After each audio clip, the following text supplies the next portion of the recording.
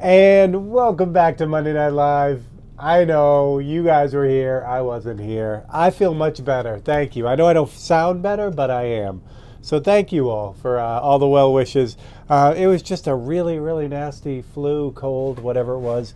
But yeah, we're back. So I spent the whole week working, and it was really good. I got caught up.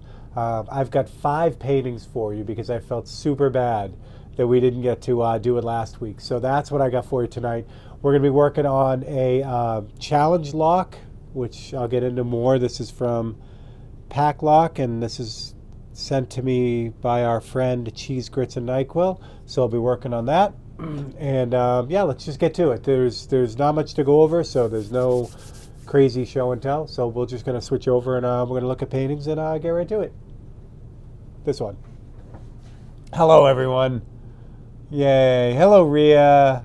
Ah, thank you. Grouchy, what's up? Mark, what's good? Hello, Ian, all the way across the pond. Ron, what's going on? Yeah, buddy. There he is. Mr. Cheese, Mr. Grits, and NyQuil. Hey, Todd, what's going on? Toby Foss, hello. Yay. Hey, Gary, what's going on? Auntie Paula, what's happening? Don Neo, hello, buddy. Dan Mayer, what's going on? Kelly Drake, hi. Robert O'Malley, JC, yay. All right, we're going to get right into it. I have 5. I know, I've been busy. I felt so bad.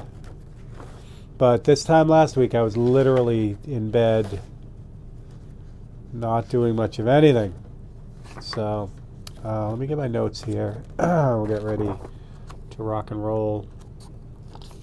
Tonight's cheers, while I'm collecting myself, are the leftover beers from Massachusetts, which is fun. This is from a brewery called Night Shift, which is really great. They're in Boston. They have two places. They're out of Boston, but I think there's also another. No, I'm thinking of the other one. I'm thinking the other one. But anyway, this is Fluffy, which is their hazy IPA, which is great, and Night Shift is awesome. And yeah. JC, yes, I am feeling better, yes. I know, this is like the first beer since I got back a week and a half ago. So cheers to that. Mostly because I couldn't taste anything, so that's fun. Wayne, what's happening? You're never late, Wayne. Who else did I miss? Anyone? If I missed someone, hello, everyone. All right, let's get to it. 5. So Rhea's here. So the first one is for Rhea. Now some of these you saw, actually, let me jump back here.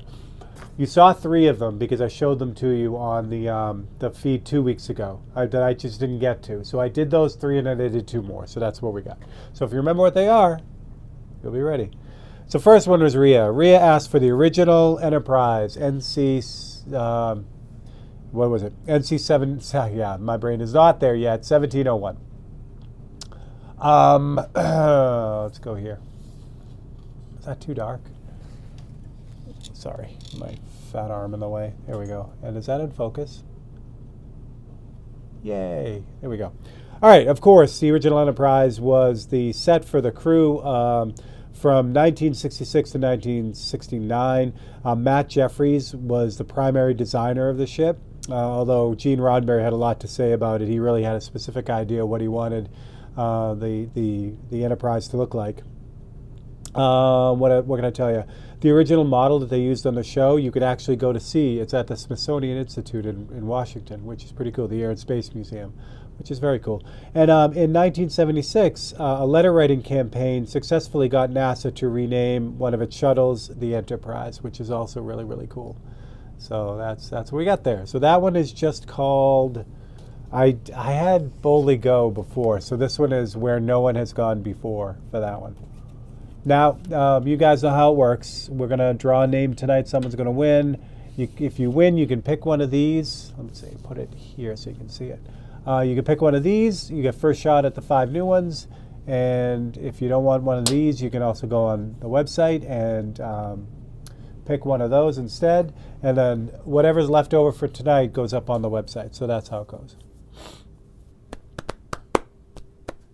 William Shannon's your only one. I know, right? Isn't that crazy? What I miss? What I miss? What I miss? What I miss? Adam, what's happening? I just saw something. Thanks, Ria.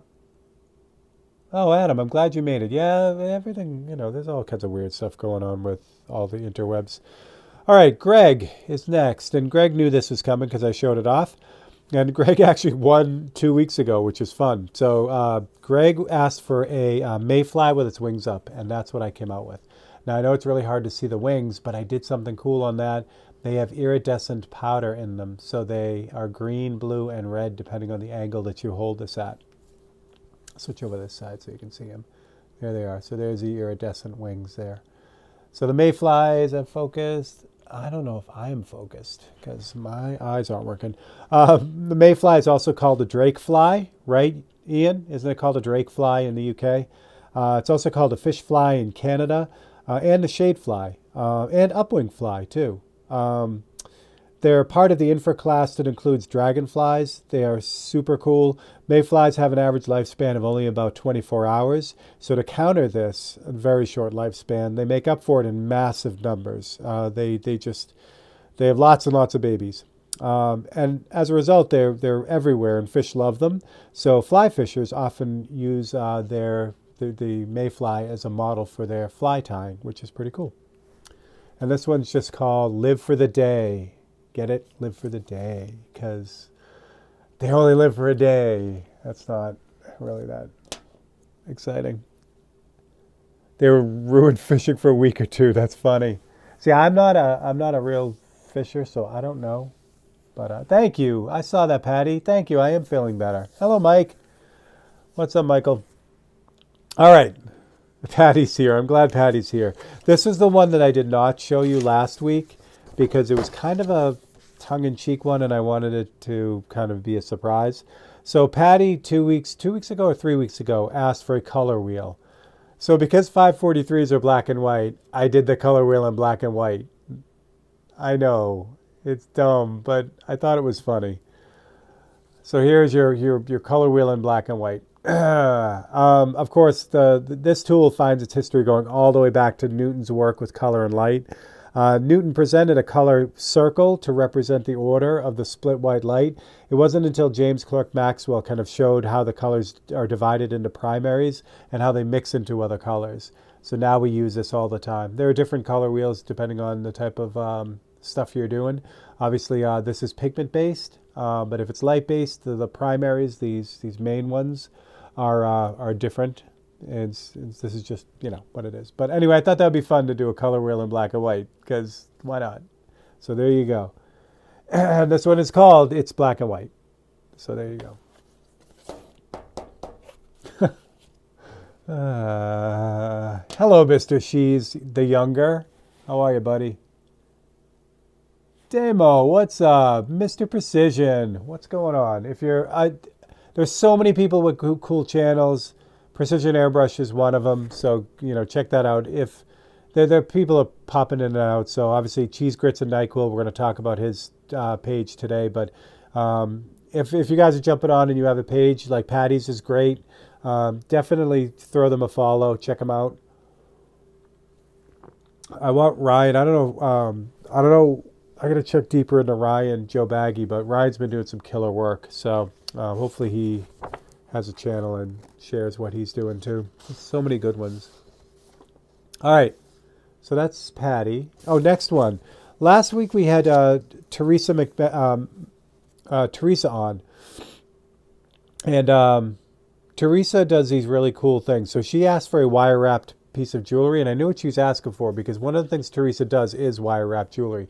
So I went to her Instagram page, which is did I write it down? Yes, it's Teresa Studio. I'll show you in the close-up when we get there. But it's Teresa Studio on Instagram. You could see all her beautiful jewelry. So I just grabbed one of the images and then I painted a picture of what she does. So her jewelry is amazing. I met Terry.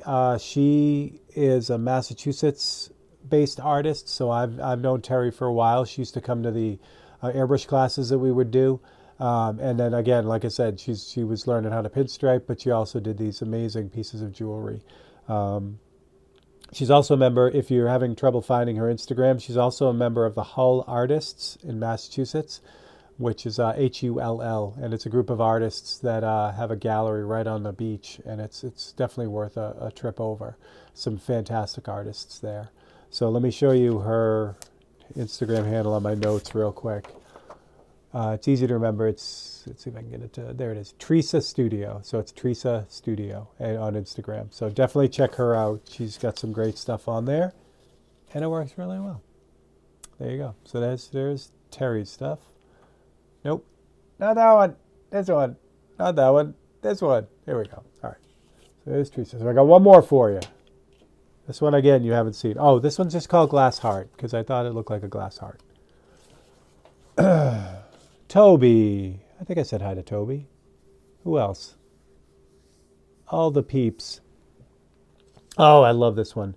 So you'll also notice, if you are a member here, there is no time lapse. None of these are the time lapse because I actually finished up Gary She's got the MLK painting, so I finished that up, and that's the last time lapse for this week. So I did his hands, so you can check that out tomorrow, or if you remember, you can check it out now.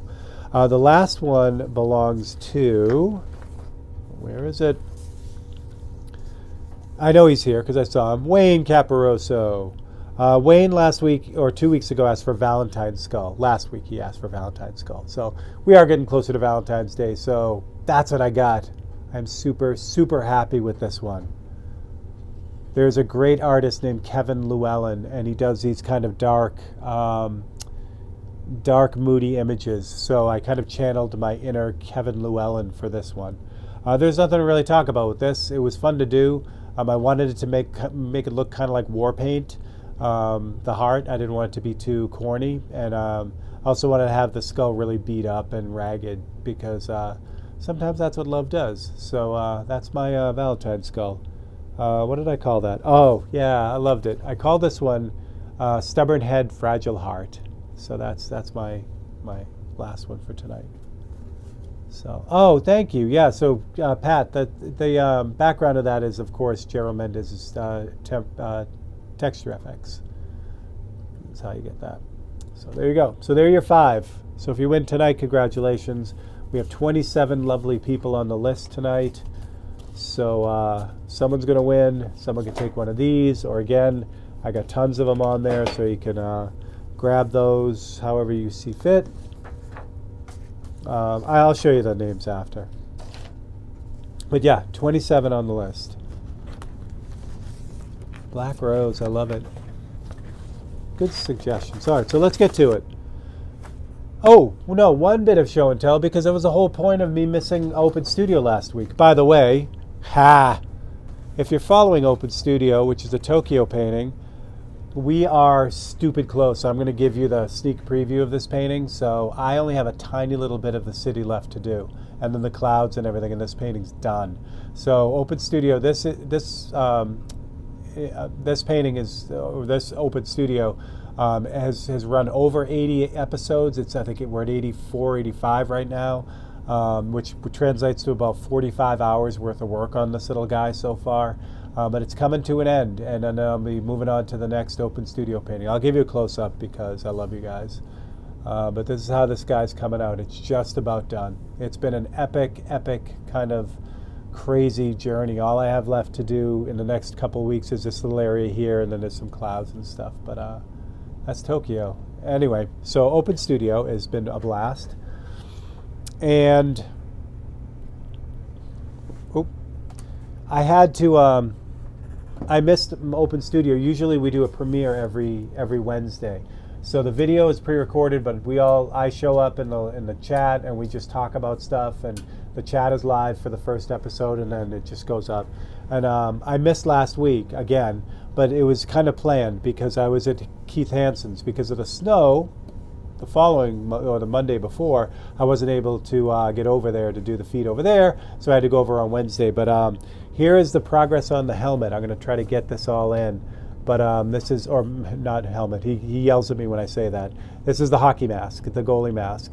and Keith laid out the graphics for me. We're going to do some of this live. There's a bunch of cool embroidered badges that are going to go in this area here, and then there's going to be a bunch of realistic images that go across the rest of it. But that's what Mr. Hansen did for me. So I just wanted to show you that I wasn't actually slacking, even though it seemed like I was actually slacking.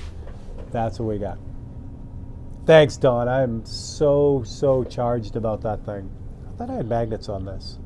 Anyway, guess I didn't. Well, we'll figure it out. All right, so what we got? I'm not going to go crazy because we've talked about this before, but Cheese Grits and NyQuil, he's kind of a man of all trades. He's been airbrushing. He does design work. He does the most amazing jewelry. He picks locks. It's crazy what he does. He does all kinds of stuff. So anyway, so I kind of bumped into his lock picking by accident while we were looking at his page and everything, and I really got into it. It's amazing. But let me quickly show you this. I'm going to see if I can get this up close. But this here is the ring that he made for me, and it's an inlaid ring. And it's got all these cool little mica chips in it, and you notice it's like a kind of like a cream color in there too. That cream color is actually Cape Cod potato chips, which is amazing.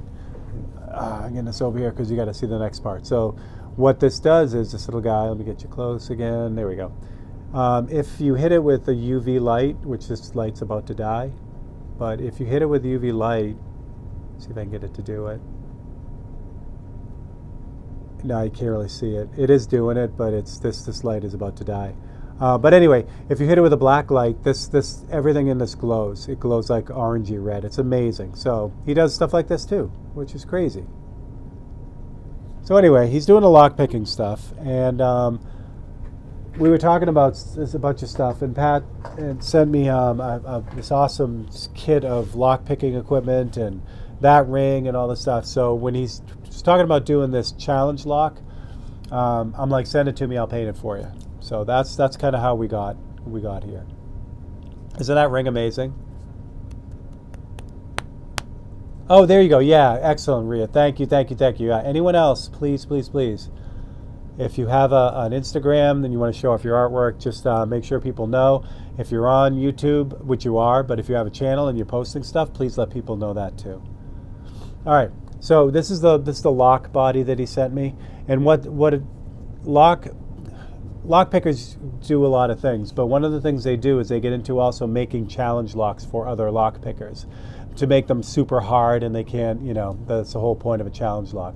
So this is what this is, and Cheese Grits is going to be building the guts for this, and he sent this to me. And when I tell you this is a proper lock, this thing is heavy, really heavy. It's just basically a solid chunk of brass. So I'm going to do this kind of steampunk design on it, which will be a lot of fun, and I'll do all four sides, not tonight, but I'll get it started so you can see how it's going to go. And that's what we're going to do tonight. I thought it would be fun. To get you caught up, let me put some magnets out here so I can not have to hold this at the same time, like that. To get you guys caught up on what I did, this is brass, and it's kind of textured in a horizontal way, which is nice. So what I did was, first thing I did was I cleaned the lock off. I used a little bit of Scotch-Brite pad to kind of make sure that there was no fingerprints or any kind of dirt or anything on the whole thing. I cleaned it off with wax and grease remover, and then I sprayed it with Auto Board Sealer Clear. So that's where we're at right now. There's 4 coats of this on here. And this is what the artwork is going to stick to. If I painted directly on the lock, there's a pretty decent chance that the Createx would stick to it, the Wicked colors. But doing this guarantees the paint's going to stick, and that's what we want. You better have heavy magnets. I know, there's no way I'm putting a magnet on this. This is going to be all freehand and paintbrush, which we'll get to. So we talked about a few things about what we're going to put on the lock. I had a couple ideas. So what I ended up deciding to do was having the top half of this be like steampunk elements, just kind of like hanging down all the way around the lock. So you can still read Paclock. I'll probably do something cool in that. But all the top part will just be little elements of steampunk. So the first thing I did, is Brian Moore here? yet. Brian asked a great question last week, and I kind of hit on it during this week's Open Studio, so you gotta listen to that too. But he asked if I ever do anything from my own imagination. This kind of stuff that I'm going to be doing right now is probably the closest that I get to that, and I explain it more in the Open Studio, so if you want to catch that. But what I did was, because I'm doing a steampunk theme, I just went online and grabbed a whole bunch of steampunk images. Now, I'm not going to use any of these specifically, but they just give me inspiration. They give me an idea. Like, I love the glowing rocket thing, and all the little bits of this ray gun, and the gears, and the vine work and all that stuff. So that's kind of what we're going to do. We're going to kind of use this for inspiration and then just start putting stuff on here. And there you go. All right, so let's get to it. Ooh, I'm warm. What else we got? That's it. Yeah, that's it. Computer just blanked out. Oh, it's screensaver. That's good. I thought my computer just crashed, which would have been bad. Wild Bill, what's up? Yeah, so this is for Mr. Grits. So what he's going to do with it is, I think, I don't know how the whole challenge lock thing works, but once it's done, it's going to go back to him, and you can kind of follow it over there. Yeah, he's going to be in charge of it. I believe, again, I don't want to speak for him or what's going on with this, but I think Paclock might have donated this to him, given it to him. So, but again, he'll be able to fill you in on all the fun stuff. I'm gonna just adjust this here so you guys can see it. Yeah, Precision Air. He's been working on just amazingly large painting certainly for me, but I think for him too. Very, very cool. Multiple images, portrait. It's just really cool. So just go check it out. All right. That's good. I can see comments now. Let's see what this looks like to you.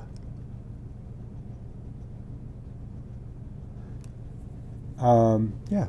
Okay. I think that's good. It'll work. You guys will see something.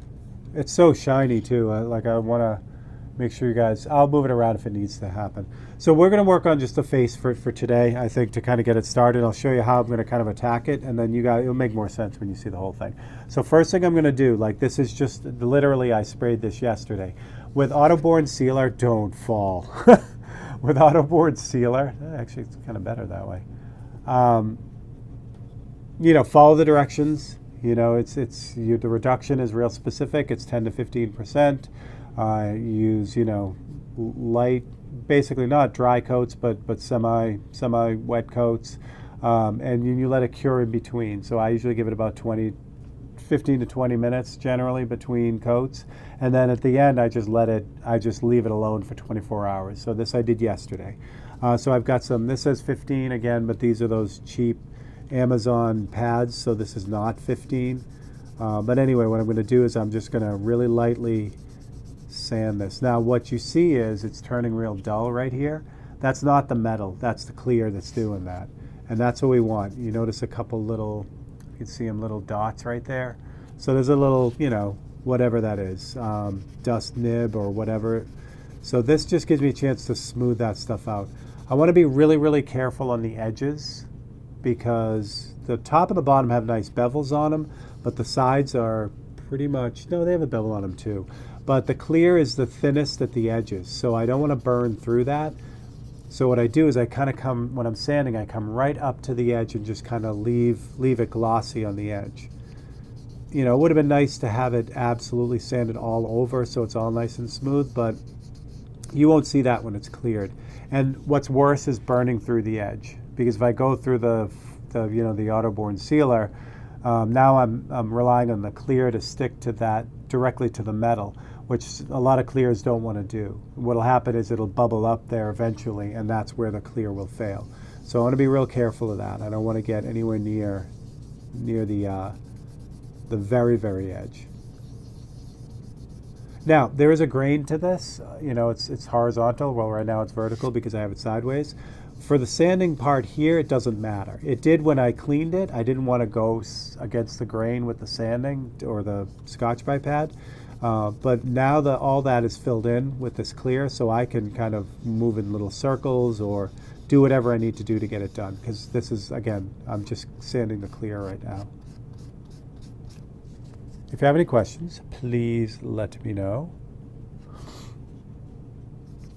And again, I would normally sand the whole thing, get it all prepped, but I'm just going to do the front for you. I'm going to start laying this thing out and start messing around with it. Alrighty. So once I get it there, meaning pretty smooth, like there is still some, I can see some divots in there in the grain. I'm not going to really dig down too hard because I don't want to, again, I don't want to burn through it. All right, so for this, to get the sanding dust off, the clear, I just use a tiny bit of water on a cloth. You know, it's already clean, so I don't have to worry about fingerprints or anything like that. So this just gets any of the dust, that sanding dust off. Oh, there we go. See, I was going to say that, FSIC-3B, but, you know, I don't want to show off, so thanks, Pat. I have no idea what he's talking about. He sent me, she sent me a bunch of a great instruction manual on how to get started picking locks, and he sent me a bunch of really cool lock picking tools and all that. I still am terrible at it. I have a friend here who also picks locks, so I didn't get a chance. I brought him in for him, and we got separated, and I didn't get to talk to him, but he had all the locks picked when I got back, and I'm like, that's not the point. You're supposed to wait for me. So anyway, it's fun. Did the autoboard fill all the grain in? Yeah, you know what, it sort of, kind of, there's a little bit of grain there, but not much. Again, you know, at this point, if I really wanted to seal it in, I could hit it with 2 or 3 more coats of sealer, and then it would be totally smooth. But I don't need it to be like crazy smooth. I just need it to make sure that it's, you know, 100% coverage on the lock, and it is. So that's going to run for me. All right, so now what to do with this thing? We got a FSIC-3B. See, I knew that because it says it up there too. Do you have time to, oh, Michael, I didn't have time to get sick. The 2.5 days I spent in bed, I can't remember the last time that happened. I was going out of my freaking mind. I think, you know, I was going to just start painting, but I think I'm going to like sketch this in.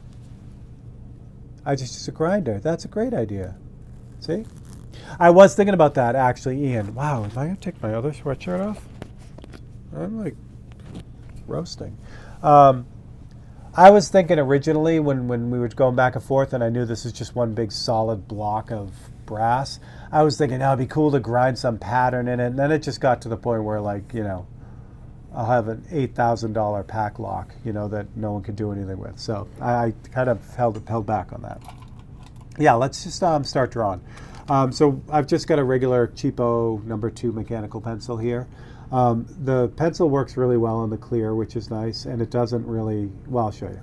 What I want is, I want a kind of a swoopy pattern of the elements like this, or it could be like this, it doesn't matter, but I just don't want to run straight across with them.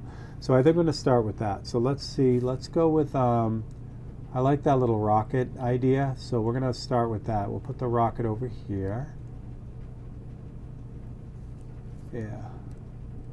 And we'll have some like that. So that starts the pattern. Now I'm going to kind of bring it up.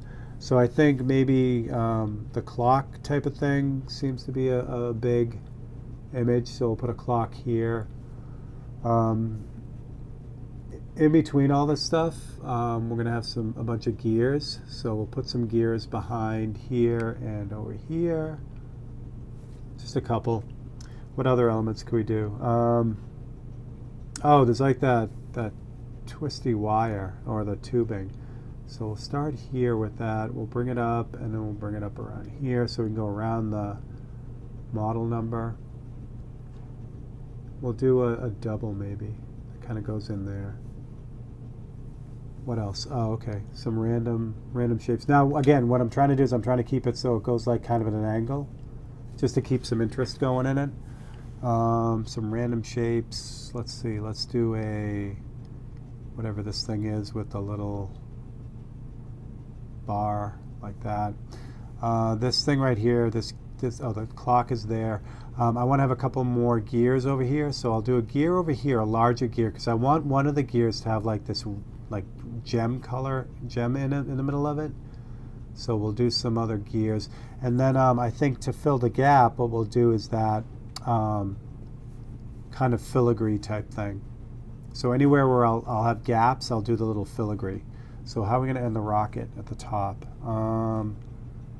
We'll have it come back in, and then I'll just kind of end with something. Okay. Can you see that? I'll try to tilt it so you can maybe see a little bit better. See all little sketches on there? So that's it. That's all I got. That's what I got to work from. All right. I'm not worried about the lettering. I'm going to do something cool with that. I may just kind of drop in some rusty, color in there to make it look like the logo is like rusted. Yeah, I think that's what I'm going to do. We'll see. It's really nice because it's really inset. So really, if I just flooded that with paint, it would fill right in. It'd look great. So I'm going to have some fun with that. And then the FSIC up here, it's etched in, but it's really like thin. So there's not much I can do with that. I mean, I could probably put a color in there, but I don't think it necessarily needs it. All right. All right, so for this, I'm not going to use candies or anything. You could use candies, but I like to, I like that the inherent opacity of paint, so I can cover stuff and do different things. But you could certainly use candy. It would have a much different look. You'd be able to see the grain of the metal through, which is really cool. But again, that's not really where I'm going with this. So the next thing I want to do with any of this stuff where I have the metal showing, I want to work back to front. So the back side of this, the very farthest thing away, is going to be like the streaks of rust that's going to be coming down here. So I'll do that first and then build on that. Okay. Astral, what's up? Rusty Spoon, Rusty. There we go. And Adam, we were talking about your Volkswagen and those lines. If you could send me the reference photo that you used for that, I can do a demo just like exactly on that, if that sounds good. Because I was going to do a quick demo to show you the what I do with that, but if we have something, if we have that section where the grill is, the little vent, that would be really cool. Can I eat candies? You can, but only once. That's my favorite Keith Hansen saying when we're talking about paint. He goes, yeah, you could drink it once. All right. So let's do the rust first. So the rust is going to be red oxide and a little bit of black. I love it. I did start to do Spa Day on my brushes. And Adam. Oh, thank you. Excellent, Adam. Adam, you're going to have to, Adam, my brain was mush the last week and a half. You sent me all that info, or what the micron triggers, right? Thanks, JC. I'm pretty sure Adam and I were having a discussion that my brain shut off on. So we were talking about the micron triggers, which if you buy a new custom micron, you get this little square trigger on it, which I'm not a big fan of. Now, I don't know why I didn't think of this, because I have some other microns, but the old ones are really nice. So what I did was I swapped out the old trigger, the round one, for the square one, and it fits. I knew that, but I needed help with my brain. How are you preparing the metal? Astral. So this is, it was cleaned with a Scotch-Brite pad, wax and grease remover, and then I sprayed Autoborn Sealer Clear on it, the 6000. All right, so let's get some of the stuff. I'm going to start, I think, with straight up red oxide, because it's going to be too orange, but I think I want this to be kind of bold. We know what could go wrong. See, JC gets it. That's about 6. Oh, there you go. It was Adam. Yes, thanks, Adam. Yeah, I have. I inherited my first custom micron. My dad got for me when I was a wee lad, which was lovely. So this is, I'm sorry, red oxide in here, a little bit of 40-50, and a little bit of reducer. So it's 1 to 2. This has been the go-to for me for a while now. I had all those other mixes, but 1 to 2 and 1 to 5 are what I'm using, because I'm trying to keep it more, I'm trying not to over-reduce stuff as much as I did. So anyway, my dad got me my first Micron, my SB, and then my second Micron was given to me by a great guy. He took a lot of airbrush classes. He was a painter, he painted cars and motorcycles, like spray gun stuff, and he wanted to get airbrushing, but then just kind of realized that airbrushing wasn't really for him, and so he gave me his Micron, which was amazing. So that's my Micron B, which is right here. Is it? No, it's on the other bench. But anyway, he gave me his Micron. It was in tough shape, but I used it a lot, and then I got this one pretty recently, within the last 5 years. All right, so that's straight up red oxide. What we'll do is we'll move this down a little bit, because I just realized I moved everything up.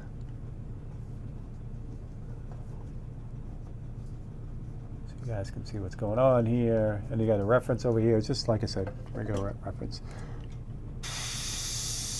I know this is going to feel really orange, so we'll see what it does. Now the nice thing about this is I can see the sketch I have here, so I can put all these little kind of rust streaks in the places where they need to be without having to worry about, you know, getting paint on the stuff I already painted. So for instance, if I did all the gears and all the fun stuff and then I wanted to put the rust streaks in, I'd have to mask everything off, and we don't want to do that. Anglerfish glowing skulls and lure. That's one of my reference pictures. Cheese. There he is, right there. I saw that. I'm like, that's very, very cool. So I don't know if we'll get the fish on there, but we'll definitely get some stuff on there. So this is a cool way to kind of get a feel for it, you know, to make sure it's going to work the way I want it to work. And right now, it seems to be working pretty well. Again, I don't have to worry about the, you know, the objects that are going on there. They're just kind of, I'll paint right over this. Rust on brass. I know, Toby. There you go.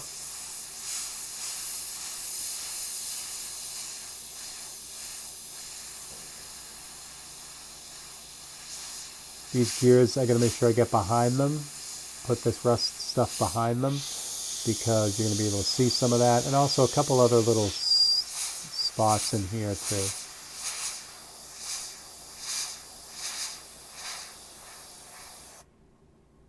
Who would have thought? I know, right? All right, so this is again, it's a great example of too much is too much. Like it's fun to do this, but if you do way too much of it, like whenever, it drives me nuts when I see scale modelers and they're putting like oil streaks on planes. Like if they had that many oil streaks, the plane would fall apart. So less is definitely more. So what I'm going to do is I'm going to vignette the top, which means I'm just going to kind of put this orange all along the top. And this will help to just kind of tie it all together. Beauties. I love it. I think that's good. If I have to add to it, I can always add to it, but that gets the stuff done. I put the square triggers on all my wads. Isn't that cool? So that's the thing. It's like some people really, really love the square trigger, but it just, the way my finger sits on the where is it? So the way, like if you're looking straight down at the airbrush, like this, so my finger comes in at an angle like this. And what happens is that back corner just kind of digs into my finger. I realize I just smashed my finger. It comes in an angle, so it digs into that corner, and it's uncomfortable for me. But again, everyone's different. That's the beauty of it. Oh, I have something else to ask you guys too. So I finished the airbrush holder for spray gunner, and it's out getting professionally photographerized right now. I'm going to send that to them. I know we talked about giving that away and doing a promotion with Spray Gunner. I think I might give that to them because they've been so patient. and then paint another one for the giveaway. That's my idea. But they have a cool program, like a cool program that I was thinking about maybe taking advantage of. So I'll run it by you guys when we get there. Brian, what's up, buddy? All right. So next thing. So now what do we do next? It's like I've got the rust in there. I've got that started, but how do I want to go with the next part? So this is still a real small painting, and there's a lot of detail to go into this. I still like to underpaint stuff, so I've got it kind of sketched out, but I want to kind of start to solidify things. But I don't want to commit to like, oh my gosh, this is absolutely what's going to happen with this. Let me turn on this. Yeah, there we go. So what I'm going to do is I'm going to take some opaque white and brown. I think I want like a tan color. So we'll use, brown makes a skin tone when you mix it. So that might not work. Well, let's try a little bit of yellow oxide. I mean, raw umber. No, that is yellow. Oh, yellow ochre. I'll get it sooner or later. And put some red oxide out. That gives us a little bit of red, orangey red. Ugh. Oh my gosh, Adam, 4 degrees. Yeah, it was freezing this morning. I decided to go out this morning. My card was not happy with me at all. I have the Rich Pen 222B, dome trigger, which asphalt. Yeah, the 222 is beautiful. Blumber would actually work really, really well too. Blumber has a lot of green in it though, so let's see what we come up with. What I'm looking for is, I'm looking for a paintbrush. What do I do with them all? It's not like I don't, all right, I guess I'll use this one. Oh my God, 55 degrees, I would love that. Holy crap. All right, so I've tried to use Autoborn sealer for the white sealer, but it doesn't paintbrush very well. So I keep jumping back to the regular opaque white. It's nice because I've already got it, sealed. So with a sealer, so I don't have to really worry about it sticking or anything. So it's kind of orangey. Let's add a little bit of black to that. What I'm looking for is like a tan, and I rip the parchment. Kind of a neutral tan. Just to get started. It could be really light like this, it's fine. This is brown over here. Yeah, it is. What do you know? That works. That's good. Still kind of fleshy, but that's okay too. So now what I can do with this color is this is going to be my my block-in color. So now I can start running around this thing and making decisions. So I think the clock, this is definitely going to be a clock. So start with that. And again, there are so many ways to do this. You've seen me do the cut template thing all the time. You can do it that way. You can, I don't know, you can have, you can do it like digitally and then, cut out the mask for it. But this way is fun. This way is nice because this is really loose and it kind of just opens up to a bunch of different things. Now the nice thing about this color is there's not much I can do to screw this thing up. You know what I mean? It's the underpainting. So so as I'm working on this thing, I can make changes. I can move it in and out. I can add things. I can even subtract things, although it can be kind of difficult to peel this stuff off. But what I would do normally is, instead of trying to get rid of it, I would just go over it, basically like a cover up for a tattoo. 81 in Arizona. Wayne, you deserve it though. The tubes, we're going to just run them right out. I'm going to come up into here. What's going on up there? Oh, it's just some kind of weird thing. Okay. So I don't have to worry about complete coverage with this. Like I'm not looking to like block it all in. That's really what the airbrush is for. This just gets me started. It gets things locked into place so that I can start working with a few things. I'm going to do something with the end of the rocket here. So we'll paint that in. I know, man, I would love to be in Arizona.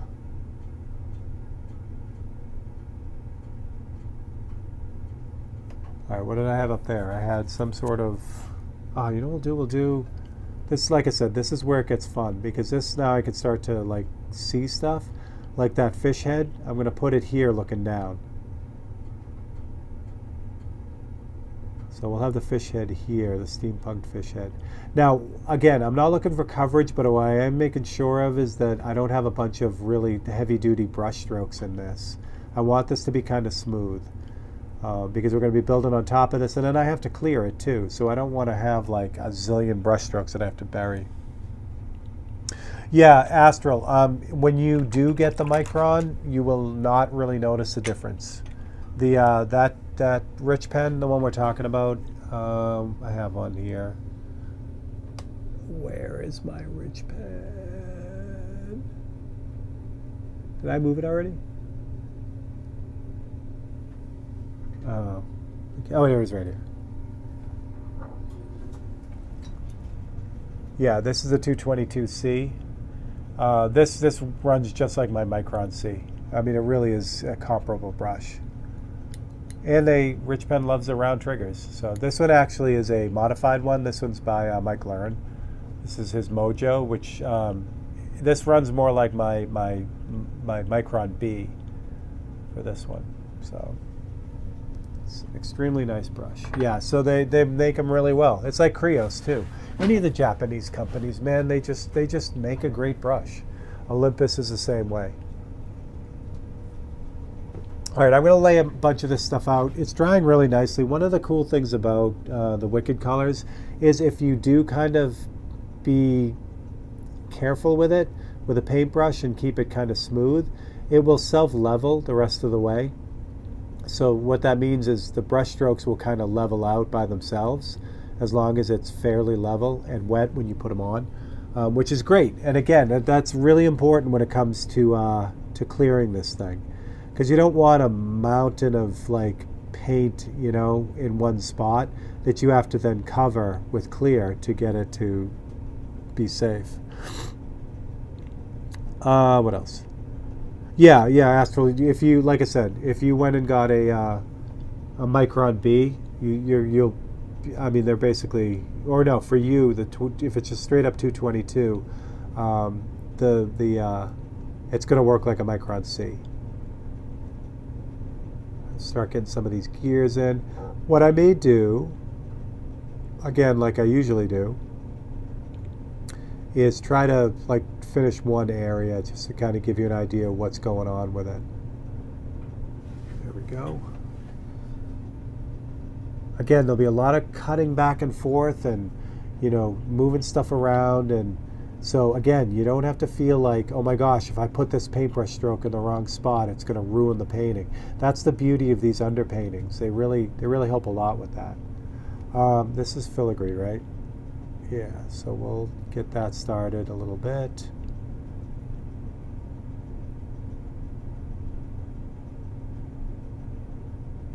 Also, got to keep in mind this is going to wrap around the other side. So whatever I do here, if it goes off the edge, I got to pick it up on the other side.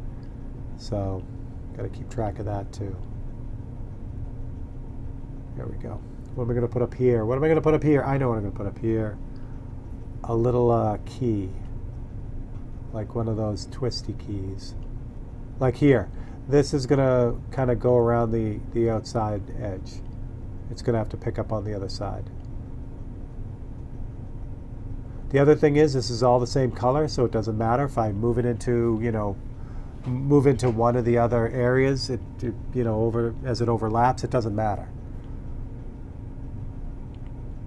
All right, so there are my tubes. What else we got here? Let's do something up here through this.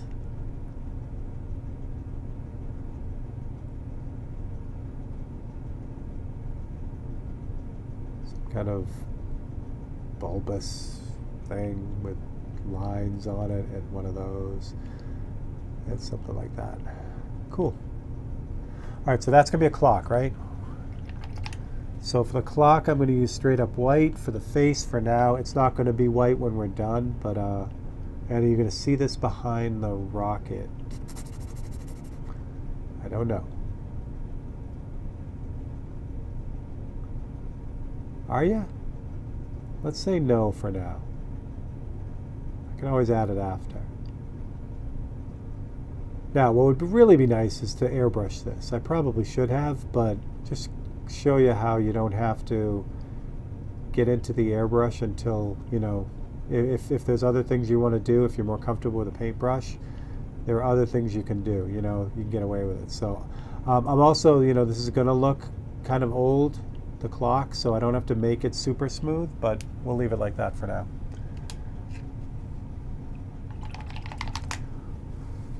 Purple and black tree frog, that's a great idea. Sotar, I gotta pull my Sotar out again. I just ended up using the 105 over and over and over again. This one has the tall trigger in it, but yeah, the Extreme 105. I've been using this one for Badger. This has kind of been the go-to brush. I really love this brush. I don't like the trigger; it's too tall. But again, this is personal preference. Some people really like, they call it a high roller trigger. Some people really love it. I mean, it didn't really do it for me. But what's nice about Badger is a lot of the parts are interchangeable, so you could take like the trigger off the Velocity and use a shorter trigger, which is round too, which I love. So yeah, fun stuff. The Velocity is a nice brush too. I like that. How are we doing? Is that drying out?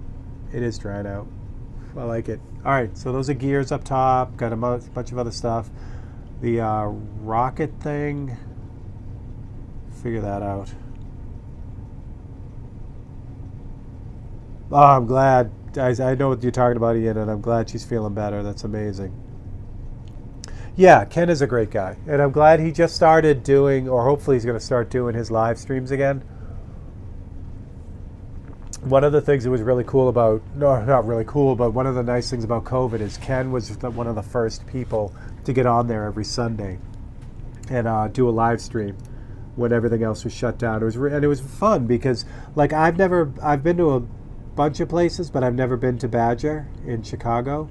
So it was really cool to see, like, behind the scenes, you know, and so that was really interesting. You know, he, like, a couple times, I think they're still up on his page.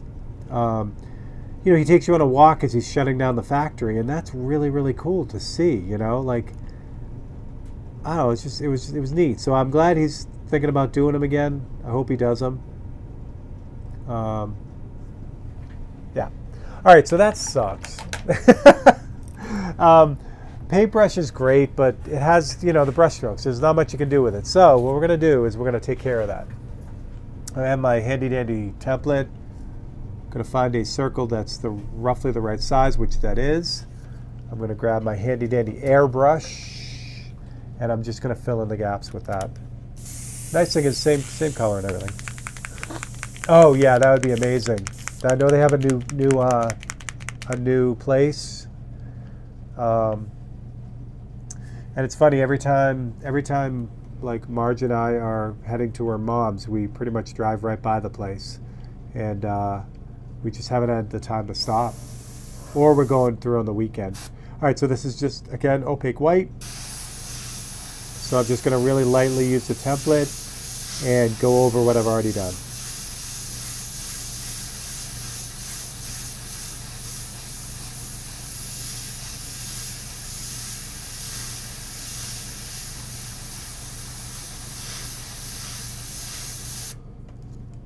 Ta-da! Easy peasy.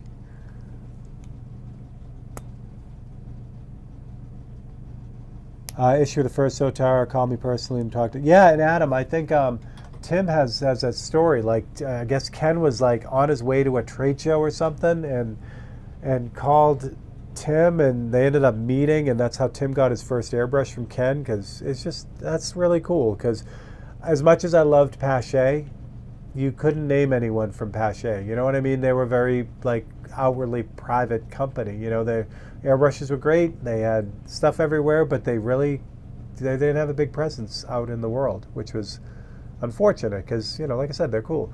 Iwata's, got their website and they're starting to get it. Of course, Harder and Steenbeck has great presence, which is, again, the Harder tour that they have online is amazing to see. So Warwick is doing a great job with that. And I like that. I think that's important. All right. Yeah. You guys see what I'm doing? Am I doing this right? You guys see? I'll get you guys closer too.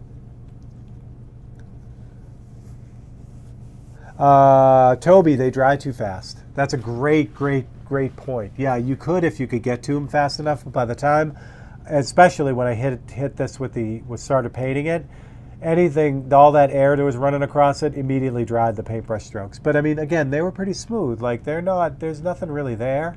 It's just it looked really streaky, and I want the face of the clock to be pretty solid. Now I'm going to do a lot of weathering to that too, but yeah.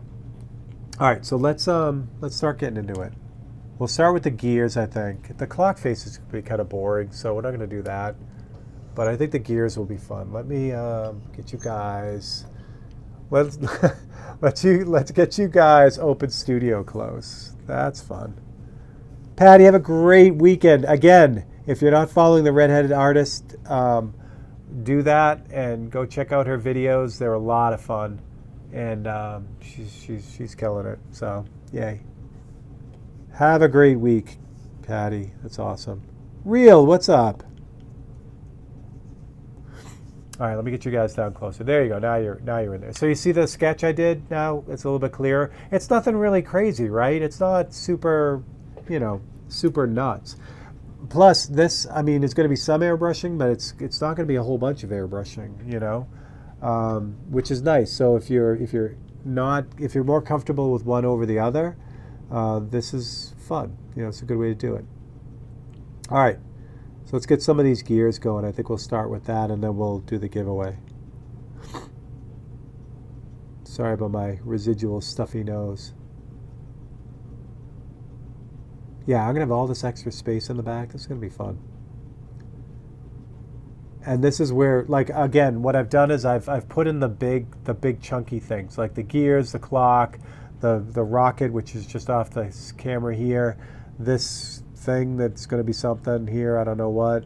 But all the stuff in between is going to be all the the rivets and the wires and all the little tiny details, which we will get to. All right, so let's start with this gear here. So we'll give the center of the gear here, I think, and we'll give a couple spokes of this gear. Let's go 4 on this one. Keep it simple on this one. Make sure the edge of the clock is nice and sharp. The other thing that's real fun about this too, this is pretty much monochromatic. It's going to be like rusty colors, that kind of thing. So I don't have to think too much about, like, oh my gosh, should I finish this section before I move on or whatever. It's all pretty much the same colors, so I'll be able to just kind of like mess around with it. This gear we'll just do a center and then a single, I think. Get some of those teeth started in here. That's good. Oh my gosh, Michael, yeah, that was the most amazing thing and terrifying at the same time. That was horrifying. Literally bounced on a concrete floor, didn't even leave a mark. All right, so now I've got that. So I've got some gears in here, I got the edge of the clock. So now we're gonna start adding a little bit of the details in. And what I'm gonna do is, again, it's monochromatic, so I'm just gonna use a little bit of black. I think one of these is gonna work for me. Oh, dug a hole in the parchment. Or maybe Blumber. Let's use Blumber. Why not? Oh, where did my Blumber go? There it is. It's right in front. Top hat with goggles. Yeah, Ian, I could definitely put that on the other side. Yeah, thank you, Michael. Yeah, the Otterborn sealer sticks to everything. And I did do a video on the Ottoborn sealer. This is just Blumber, which is opaque black and burnt umber. It's kind of the secret sauce. I did do a video on talking about the sealers because I do use it for everything. It levels the surface pretty much across the board for me.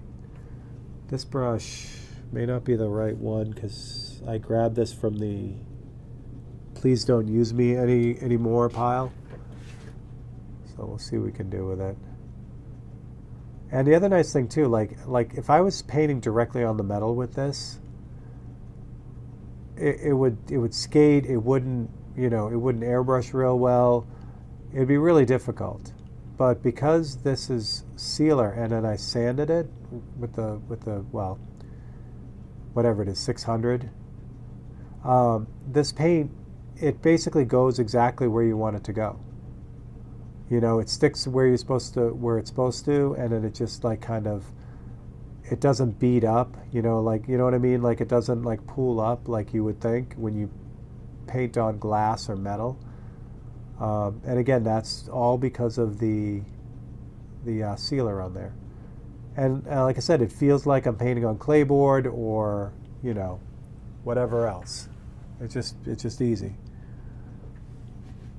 Hey James, thanks. Yeah, I'm super happy. It was a hellish ride, but we're good. All right, so now what we're doing is just kind of like fleshing out these little details. Again, even at this stage, well, it looks like I'm putting in these like tiny fine details. These are just sketches too, As I get going on this and I start pushing the lights and the darks on these, this just kind of sets things up for me, gets things going.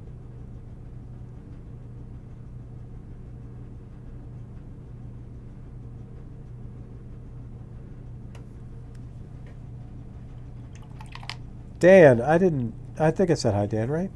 Hopefully. Your most memorable childhood memory. Wow. That's a good one, Real. I don't know what that would be. All right, so a little bit of white in here. Start putting in some, well, this is actually like a really light tan. So we'll start getting some highlights in here.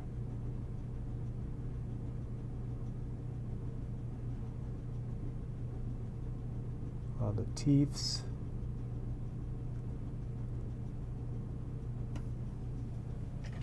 Lovely. Lovely, lovely, lovely. So from here, it's just a matter of how far do you want to take it. It's like how far do you really want to refine this thing? Again, if it's a open studio thing, where it's like end game, everything I can do, then I'll spend 100 hours on this. You know what I mean? But if it's something that doesn't necessarily need to be that, then that's where this is where you not cut corners, but this is where, things kind of, it determines what the ultimate painting will be as far as the amount of time spent on it. This is red oxide, even though it looks bright orange, but this will help me get that rusty look to it.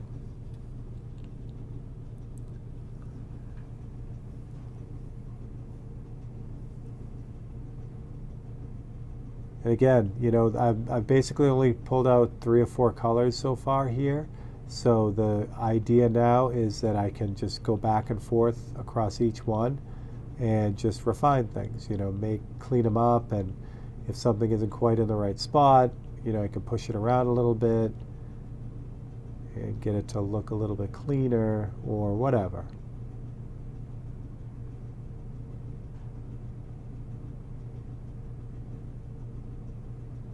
There we go.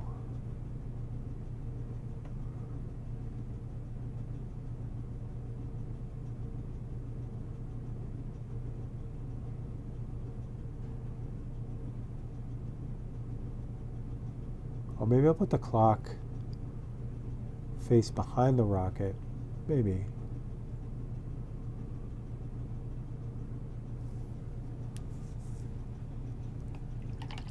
There's Ryan. Ryan, your Stormtrooper and Darth Vader were amazing. That was so cool. So cool. I mean, you know, I'm partial, but yeah, they were great. Just so well done. I mean, just it was the right amount of everything. You know what I mean? It was like they were clean. There wasn't too much there. It was just perfectly rendered. Just great job.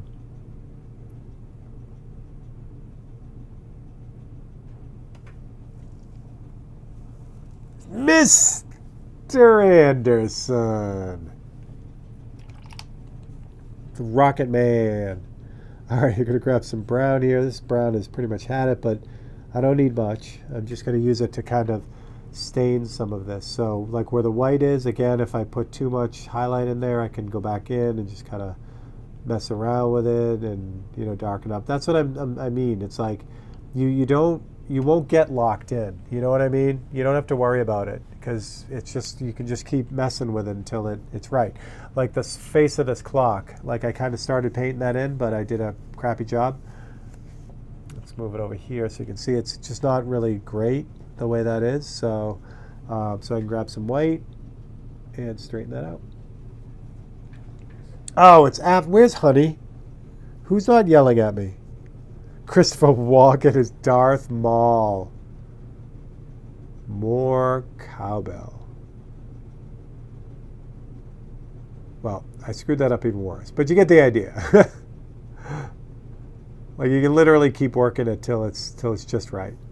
So, all right, so it's after 7 because I don't have Honey to yell at me. So let's give away a painting, and then we'll do a little bit more on this. And I think that'd be good because I still got to edit Open Studio video. So let's leave. I'm gonna leave that set up because it's in the way, but there you go. So that's where we're at so far. Again, tiny, but you get the idea. It's going to be like just kind of like this. When I get to the side, it'll go right across, and then it'll reverse on the other side. So it starts down here and then swoops up, and that'll match the other side over here. So that's the idea behind it. How about a brass gear? See, now that would be easy. I could do that. All right, let's give away a painting. I'm going to move the lock because I don't want to bang that up, and I'll move the reference, but I'll leave the camera because it's too goofy to move. And I just got it set up. Again, whoever wins tonight, congratulations. You could choose one of the 5 that I'm going to show you right now, or you can pick anyone on the website. And we're going to be good. So we're going to go in reverse order because that's how I'm set up now. First one is from our buddy Wayne, asked for Valentine's Day skull. That's what I got for that one. Super happy about that. That's called Stubborn Head, Fragile Heart. I'll put that one up here. I like that one a lot. Next one is going to be, oops.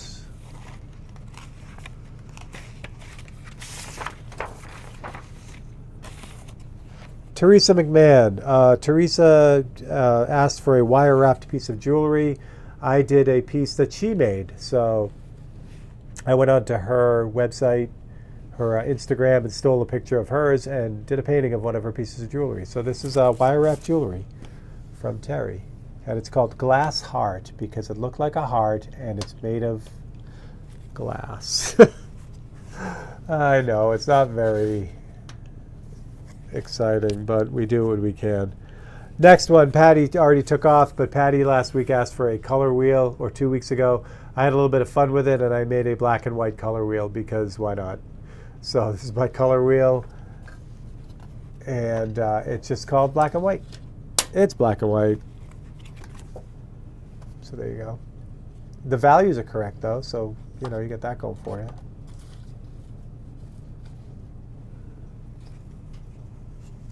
Next up is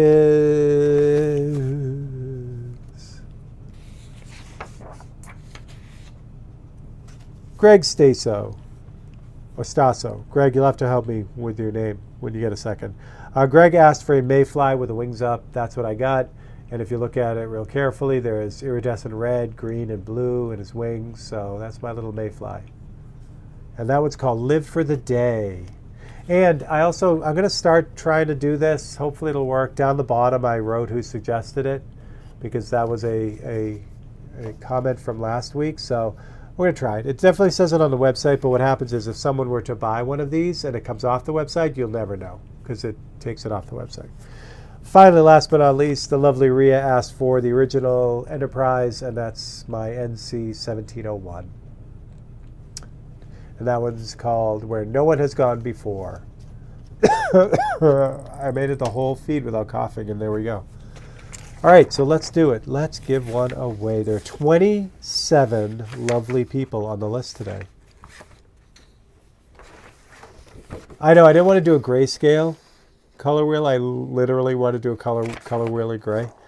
Because a grayscale wheel would have looked actually kind of cool, but the color wheel, the colors are so close to one another in value-wise that it's funnier, I guess. All right. 27. Let me show you what we got. Good luck, everyone. Yes, good luck. I'm going to switch to this camera. We'll just scroll by them. I was going to say in no particular order, but they are in a particular order. So there's Wayne and Patty and Ian and Kyle, Brian, Deidre, Rhea, Ron, Todd, Keyman, Swampinger, Grouchy, Michael McClung, Chris, Gary, Marjorie, Kelly Drake, Don, Sean, Sass, Adam, Sideshow Bob, Honey, there's Teresa, Mike's airbrush is on there, Rusty Spoon, and last but not least at 27 is Cheese, Grits, and NyQuil. Hopefully you memorized all of those. Switch to this one. 1 out of 27. Your winner tonight is number 23.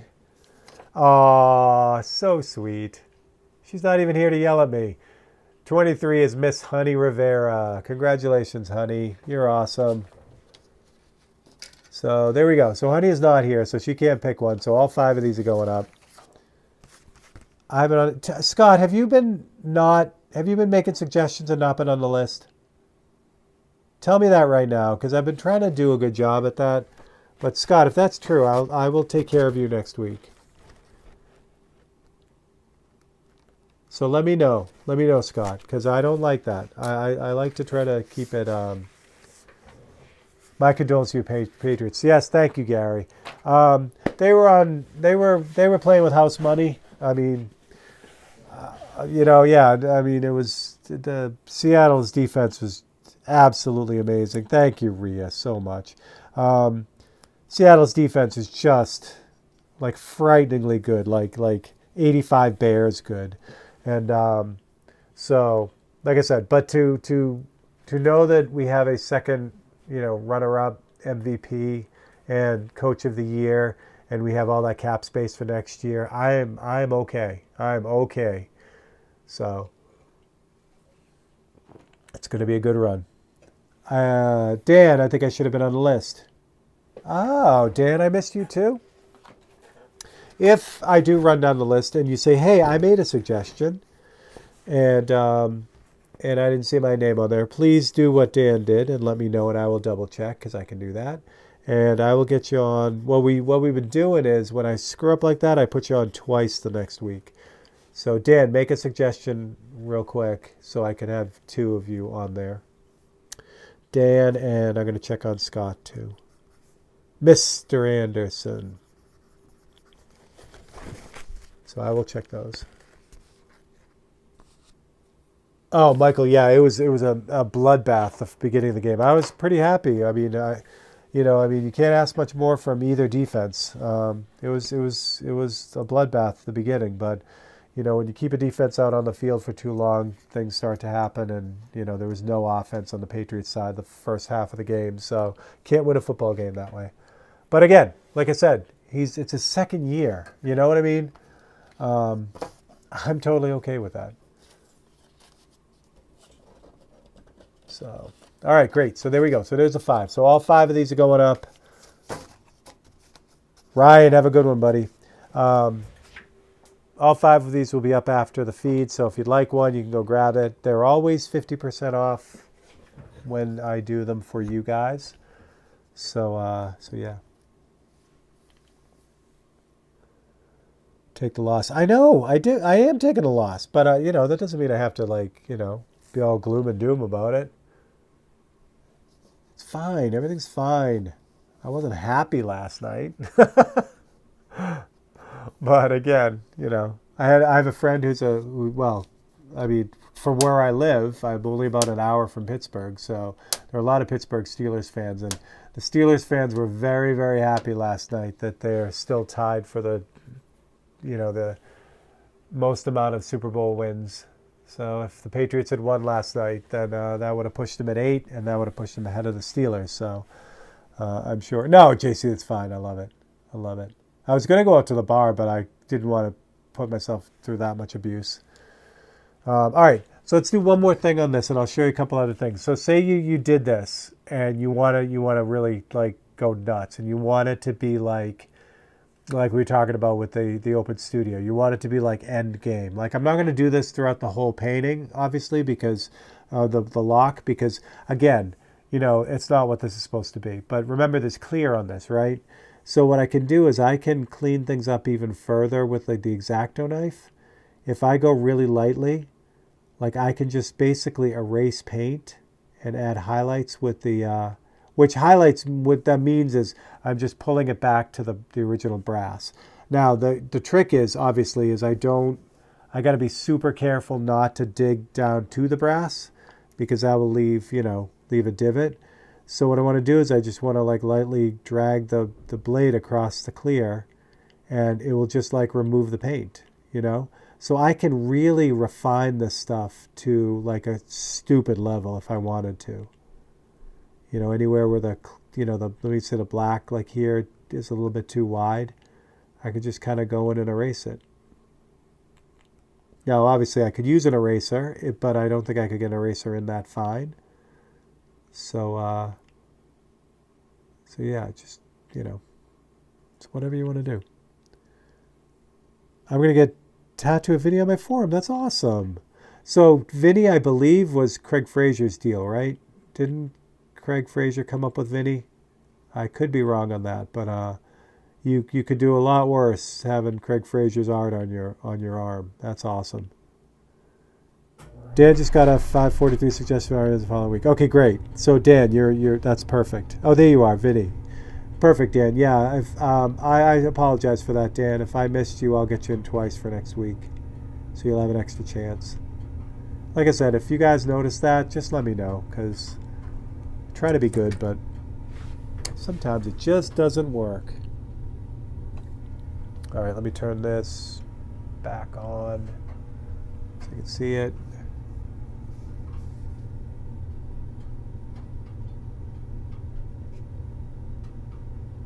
So this type of painting, where I'm kind of going back and forth, you could do this, like I'm doing this on a really tiny scale. You could do this on any scale you want. You know what I mean? Like if you work really, really big, you could still do this. You just kind of put things in a basic way, and then just keep working them back and forth until it's where you want it to be. You know what I mean? So this type of painting is great. Because again, it's a lot lower pressure, because you don't have to worry about, oh my God, is that exactly in the right spot? And if it isn't, I'm gonna have to, you know, shoot myself in the face. All right, Dan. Yeah, and I know you're usually on all the time. Yeah, sometimes, you know. Actually, it's probably because, let's see, did I do this week's when I was sick? Was I bounced back yet? I think I did it on. Yeah, actually, I think I did the thing on Tuesday, which means it would have been me getting better, you know, just out of bed. So I apologize for that.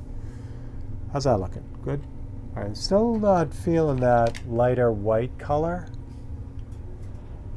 Sure we're focused. That's what I want. That lighter color. So I'm going to add a little bit of yellow ochre to that. Bug, what's up, brother? Thank you so much. So this is straight yellow ochre. So I'm just going to kind of glaze it on top of this thing and see what it does. And it did exactly what I needed it to do. It made it more orangey, you know, more rusty. That's perfect. That's cool. So now I just rinse and repeat all over the whole thing. Get it? Since I got you here, I'll clean up this for real, the clock face, because that needs to be done. So same thing with the clock face, you know. Steve, you also skipped me like 365 days. So you're about to nice, JC. Yes. Everyone wins one. Everyone gets one sooner or later. So if I do that, then you get taken off the list, and that's it. All right, so I'm back to white now. So I'm going to start fixing this circle. So now, you know, there's a million ways to do this. You know, you could use the template again and just kind of like spray it in so it's perfect. But I'm loving this feeling that like this thing is like kind of, again, not perfect. It's like it's steampunky, you know? Oops, that kind of went a little bit too far, but it's fine. But see, that's much better now. So again, it's fun, it's fun, it's fun. No, I know, JC, I know. You're awesome, buddy. Let's see what we come up with. Wow, that is very black. The blubber, I mean. Let's get a little bit darker gray for this gear back here.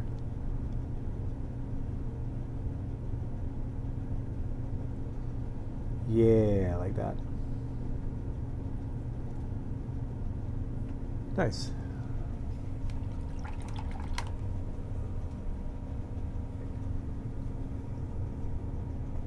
Pro Star, what's up?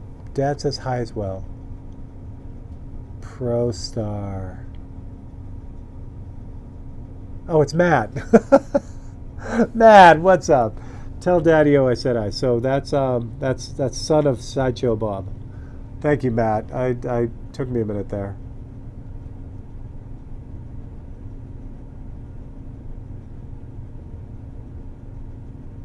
Nice. Okay. So you get the idea, right? It's just this all over the thing. Now, how long is it going to take me to do this? So this is the next thing. Let me back out a little bit so you can see it from not a stupid angle or a stupid thing. Without having to like kind of, like the live streams are awesome, but I end up working about a fifth of the speed that I normally do, because I'm explaining everything and, you know, trying not to get my head in the way and all that kinds of stuff. So honestly, this lock is probably going to take me about 2 or 3 hours to do the whole thing, and that's about right.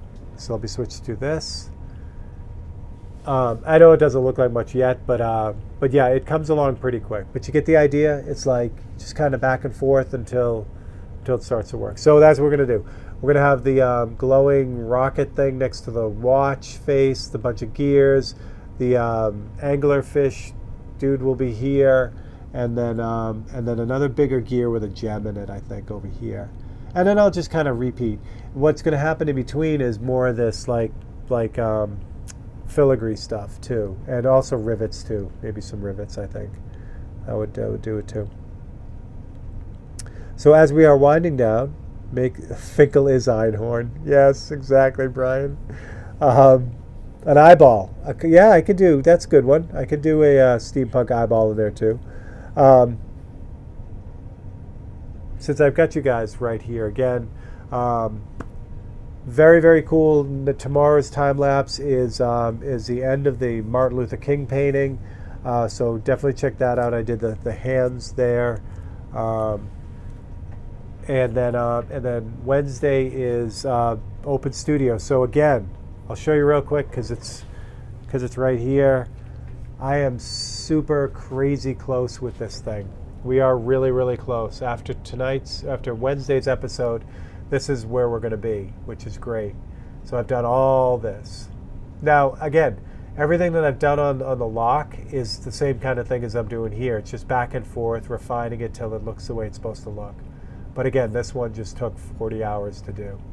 So, but I still get that little section up top left, and then some clouds, and this thing's in the bag. So, all right. So if you want to see that happen live or for real, check it out on Wednesday.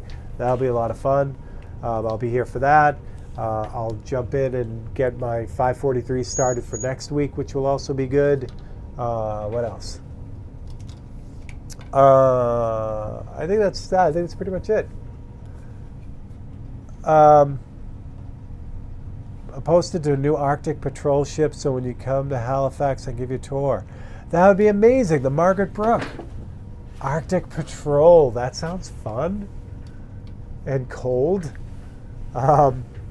So yeah, so that's what we got. So we're back in it. Thank you so much for the kind wishes. Again, if you would like one of the 543s that we have for tonight, I will let Miss Honey know that she won, but you guys can have at those 5. That'll be a lot of fun. I'll take your suggestions for tonight, and I'll get some more going. I can't promise 5 again, but I'll do the best I can. And that's what I got. If I missed anything, if you had any questions and I missed them, just send me a note, and that will be great. All right, you crazy kids. I love you guys. You guys are amazing.